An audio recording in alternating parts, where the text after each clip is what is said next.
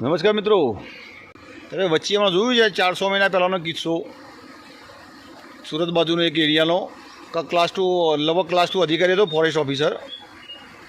હવે એના પોતાના બાળકો અને પોતાની પત્ની, બહુ સુશીલ પત્ની હતી, બાળકો બિચારો હતો, પ્રેમાળ બાળકો હતો. તે હવે ચીક બીજાના વહાણના લફડું ચાલતું છે ને ત્યારે એમાં વહાણ એટલો બધો પાગલ થઈ ગયો, અધિકારી લેવલનો ક્લાસ 2 અધિકારી તો લગભગ તો અમે એટલો બધો પાગલ થઈ ગયો તો એના પોતાના પરિવારના બિચારો 2 બાળકો અને એની વાઈફને મારા વાળાએ માન્યો છે. બોલો, ટૂંપા આલી માન્યો છે. રાતે ઊંઝેલો મારી અને એના જે રતો હતો ને બંગલાની પાસે JCB લાવીને ખાડો ગોળીમાં દાટી દીધો હતો.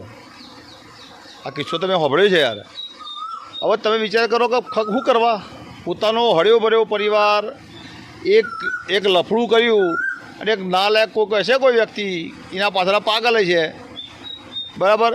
અમે એને પામવા માટે પોતાના આખા પરિવારનો નાશ કરી દીધો. આવા મૂર્ખા માણસો ખરાનો વાંધો જાહેરમાં પહોંચી આલી પર દુઃખ થયું હતું મને. અત્યારે મને એટલા મને કિસ્સો યાદ આવ્યો કે આવો કિસ્સો મને બન્યો છે, પછી એનું રિઝલ્ટ નહીં આવ્યું. પણ આ વસ્તુ તમે જુઓ, આ વ્યક્તિઓ ચી બાજુ જોઈએ છે ને, ભણેલા ગણેલા એજ્યુકેટેડ વ્યક્તિઓ છે. કોઈ ગમાળ વ્યક્તિએ કર્યું તો આમ જાણ પડે કે ભાઈ શિક્ષિત નહીં એટલે કર્યું છે.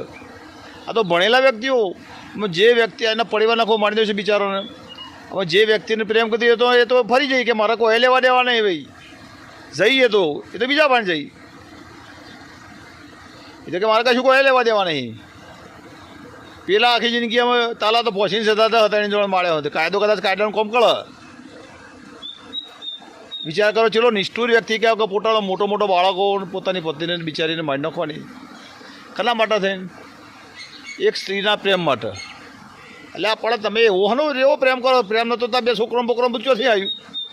હાવ હલકાઈ વેરા હું યાર તમે જલ્યા છે કે ખાલી તમારી એક શારીરિક ભૂખ સંતોષવા માટે થઈને તમે તમારા પરિવારનો નાશ કર્યો યાર. અમે જેને તમે પ્રેમ કરતા રહે તો જતી રહી તો ના પાડો પરિણામવાની આમ કરજો.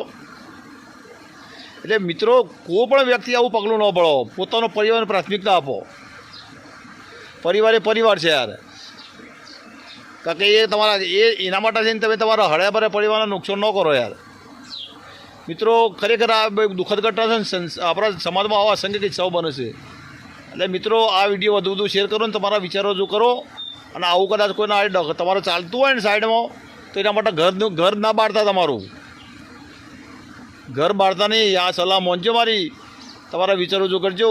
જય હિન્દ, જય ભારત.